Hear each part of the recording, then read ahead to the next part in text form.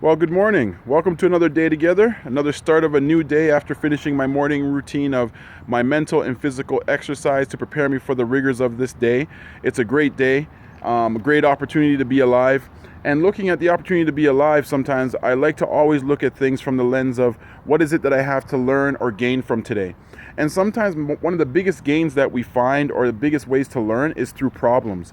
And problems that arise today are opportunities for us to really grow and learn from. But more importantly, what we see in our culture is that people become victims to our problems and they feel that there's no other options in dealing with the problem. So hence they self-medicate using drugs and alcohol, using an illness as an excuse not to want to be resilient and overcome. They may use the fact that entitlement is in their favor, so someone owes them something, and they walk around with a chip on their shoulder when they face problems. And problems are going to happen to everyone. The only people who don't have problems are dead people. So ultimately, we have to learn how to cope with problems, and each of us have to learn how to cope with it in different ways because we're all different. But we all have the same type of needs that need to be met in order for us to feel fulfilled. And a part of feeling fulfilled is changing our mindset in how we think about ourselves, how we think about our world, and how we think about making sure that we choose to respond versus react to problems or react to life. And when we look at the fact that we have options in opportunities in being able to deal with our problems, we have to be able to see the value.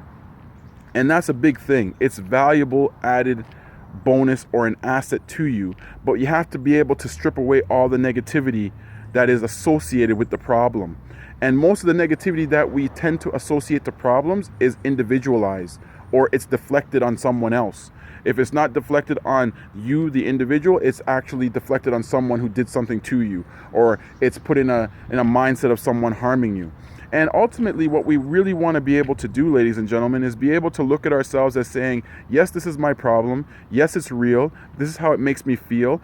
Now, what are we going to do about it? And that is the shift in the mindset, is the intervention of what are we going to do about it.